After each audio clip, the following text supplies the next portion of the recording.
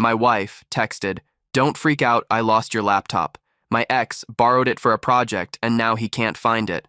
I replied, "No problem, I'll handle it." 2 days later, I made a few calls, filed a quick report, and waited. When her ex got a visit from the police and a $10,000 fine, he couldn't explain. She finally texted, "What did you do?" My name is Daniel. I am 31 years old and I work in IT security consulting. I have spent the better part of a decade building a career around one core principle, which is that every system has a vulnerability and the best time to find it is before someone else does. I apply that same thinking to most areas of my life. I document things. I back things up. I build redundancies into my routines the way other people buy insurance, quietly and without fanfare, hoping they will never need any of it. For the longest time, that felt like overthinking. Then a Tuesday afternoon happened, and it stopped feeling that way completely. I had been with my girlfriend Claire for about 18 months. 4 months before any of this started, we signed a lease on a 2-bedroom apartment downtown. $2,040 a month split evenly. She took the second bedroom as a home office for her freelance graphic design work, and I set mine up as a combination workspace and storage room for the equipment I use on contracts.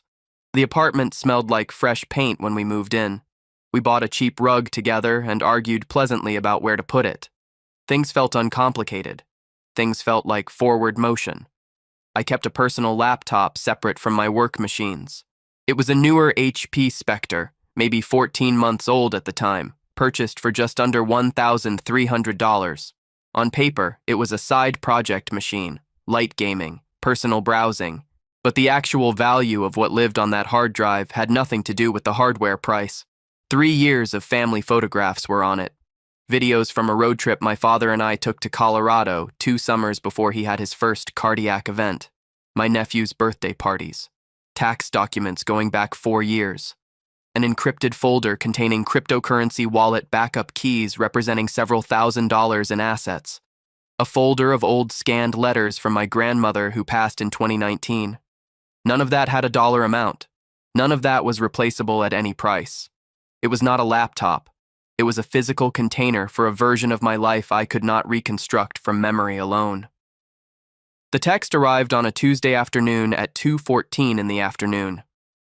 I was halfway through a screen share with a client in Sacramento when my phone lit up on the desk beside me. I glanced at it the way you glance at things mid-sentence, intending to look away immediately. But the preview line stopped me cold. Claire had written, "Do not freak out." I finished my sentence to the client on autopilot. I wrapped the call 4 minutes later, said goodbye, closed the browser, and read the full message slowly. 5 days earlier, on the previous Thursday, Claire had given my laptop to her ex-boyfriend Brandon because his MacBook was having issues and he needed to finish a presentation. She had not called me. She had not texted. She had not sent a single word asking whether that was acceptable. She made a unilateral decision about property that did not belong to her, handed it to a man I had met exactly twice, and waited 5 days to mention it. Now Brandon was saying he could not find it. Maybe it was at his office. Maybe a friend had it. She was very sorry. She was sure it would turn up. Please do not freak out. I put my phone face down on the desk. I sat there for about 45 seconds without moving.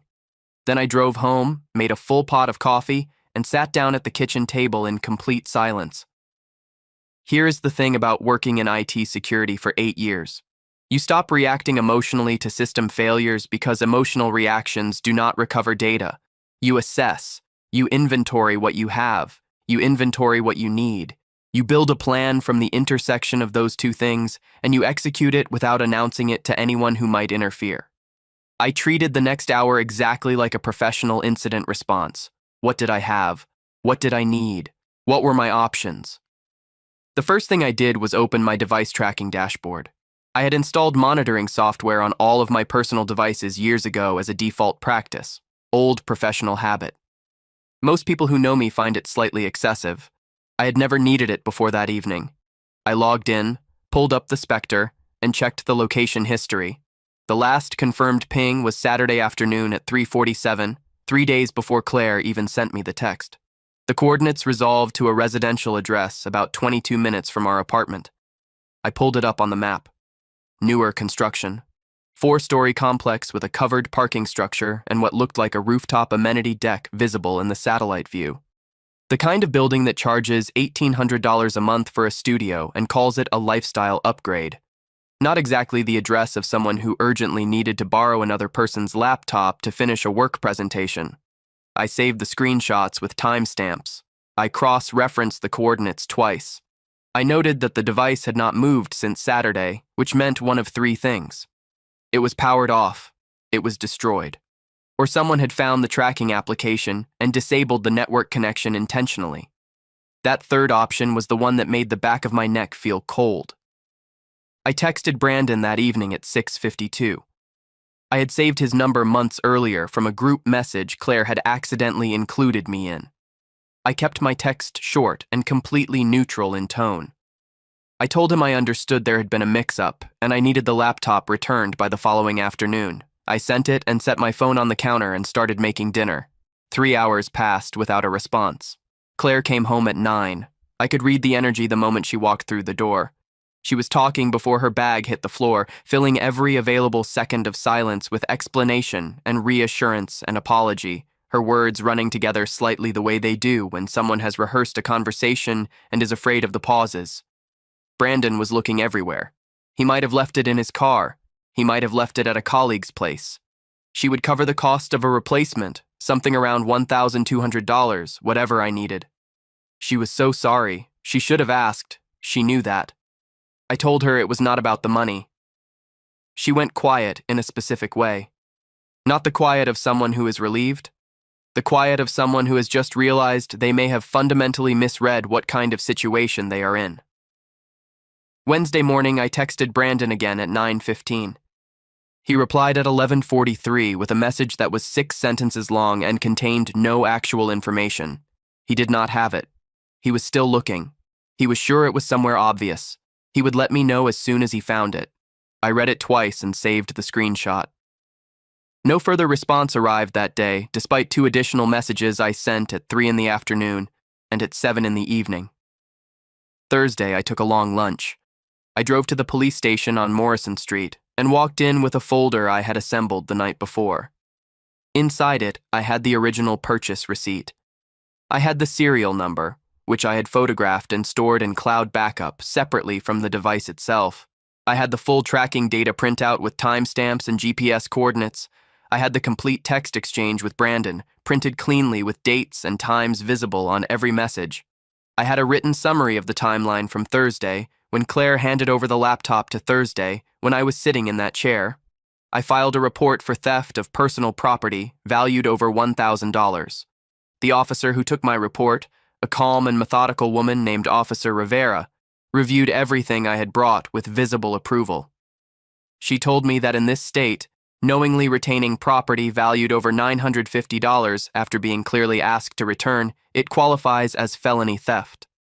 She said the tracking data and the documented refusal to respond were both useful. She said someone from her unit would follow up within a few days and that I should keep documenting any further contact. I thanked her, drove back to the office, and ate my lunch at my desk. I did not mention any of this to Claire. She kept apologizing all week. Brandon kept sending messages through her, each excuse longer and more elaborate than the last, each one arriving with a fresh layer of earnest regret that had the texture of something manufactured. On Friday, he claimed a friend of his had borrowed it without telling him, and he was tracking that person down. On Saturday morning, he claimed the friend denied having it. By Saturday afternoon, the story had developed 3 new characters and a subplot involving a storage unit. Claire relayed all of it with genuine distress, and I listened to each version without comment, and I said very little. Saturday afternoon, I was standing in the cereal aisle at the grocery store when my phone rang. It was Officer Rivera.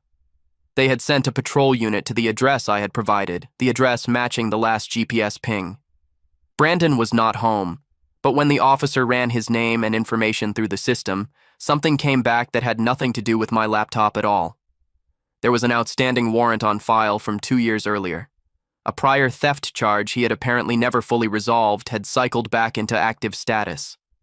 Officer Rivera told me calmly that this changed the urgency level of his situation considerably and that the investigation into my device was now connected to a broader file.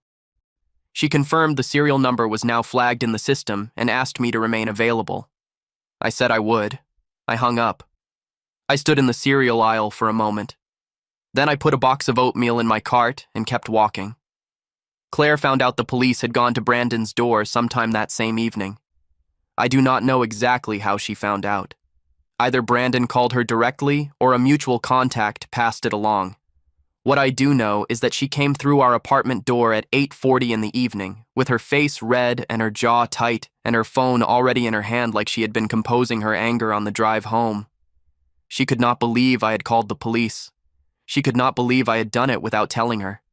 She said that Brandon was not a criminal. She said I was going to ruin his life over a laptop. She said the word stupid twice in relation to the laptop and once in relation to the situation generally. Her voice was loud enough that I heard it clearly from the kitchen even though I had not moved from my chair. I told her it was stolen property and that my response to stolen property was entirely reasonable and legal. She picked up her keys from the counter. She left, and she slammed the door hard enough that a framed photograph of the two of us taken at her sister's wedding dropped off the wall in the hallway, and the glass cracked cleanly down the middle. I looked at it from where I was sitting. I did not get up to check it. I turned back to my laptop tracking application and opened it one more time. The device had moved. At some point in the last 48 hours, the Spectre had come back online. It was no longer at the residential address where it had been sitting since Saturday. It was now showing a new location, a commercial address about 4 miles from the original ping, flagged in the map as a small electronics repair shop. I took the screenshot. I noted the time. I forwarded it directly to Officer Rivera's contact email with a subject line that read, "Updated device location, please see attachment." Then I called the number for the repair shop, which was still open according to their listed hours, and I asked the person who answered whether they had recently received an HP Spectre laptop for service or resale. There was a pause on the line that lasted about 4 seconds longer than a simple no would have required. The person told me they could not discuss individual items without more information. I gave them the serial number and told them the device was flagged as stolen property with Metro PD, and that an officer would be confirming that within the next several hours. Another pause. They asked me to hold. When the man came back on the line, he confirmed they had received the device earlier that day from an individual who had brought it in for a trade and credit assessment. They had not completed the transaction. They had the device on site. I thanked him and asked him to please hold it and not process anything further. He agreed immediately. The following Monday morning, Officer Rivera called to confirm that the laptop had been recovered from the shop. Brandon had been contacted by police again, and this time there was significantly more to discuss. The outstanding warrant was one matter. The attempted sale of documented stolen property to a third-party business was a separate and considerably more serious matter. Officer Rivera explained to me that the combination of the prior unresolved theft charge, the documented refusal to return property after repeated requests, and the attempted conversion of stolen property for financial gain created a case with multiple chargeable elements. She said a fine had been issued as part of the initial enforcement action and that the number on that document was $10,000. The rest of the case was still developing. That evening I received a text from Claire. It was 4 words. "What did you do?" I looked at those 4 words for a long time. I thought about the Tuesday afternoon in the meeting when my phone buzzed. I thought about the coffee I made and the silence I sat in at the kitchen table. I thought about the folder I assembled with the receipt and the serial number and the screenshots and the printed text exchanges. I thought about Officer Rivera's measured voice on the phone in the cereal aisle. I thought about the cracked picture frame in the hallway that I still had not picked up. I typed back my response, and I kept it short. I told her I had filed a theft report the same week it happened, that the tracking data I had on the device led police to the address, that Brandon had attempted to sell the laptop to an electronics shop, and that the consequences he was now facing were the direct result of his own choices from the moment he decided not to return something that did not belong to him. I sent it and put the phone down. I got up and walked to the hallway and picked up the picture frame. The The photograph inside was undamaged, just the glass. I set it on the counter and found the dustpan in the cabinet and swept up the pieces carefully so neither of us would step on anything later. Claire came home that night, and we talked for a long time. It was not an easy conversation, and I am not going to describe it as a breakthrough because it was not one. What it was honest. She admitted that giving away my laptop without asking was wrong, and that she had known it was wrong at the moment she did it and had chosen to rationalize it because it felt easier than a conversation about boundaries. I told her that the part that had affected me most was not the laptop itself, but the week of watching her advocate harder for Brandon's comfort than for my property and my trust. She did not have a quick answer to that. I did not expect her to. The laptop came back to me on a Wednesday. Officer Rivera called and told me I could collect it from the evidence processing office. I drove over after work and signed the paperwork and carried it out to my car and sat in the parking lot for a moment before starting the engine. I opened it on my kitchen table that night. The files were intact. The photos were there. The road trip videos from Colorado were there. The encrypted folder opened cleanly. The letters from my grandmother were all present and accounted for. Every file I had quietly feared losing for 2 weeks was sitting exactly where I had left it, patient and undamaged, waiting to be found by someone who had documented enough to go looking in the right places. I backed everything up to 2 separate external drives that same night. Some people call that paranoid. I call it knowing what something is actually worth before you are asked to prove it.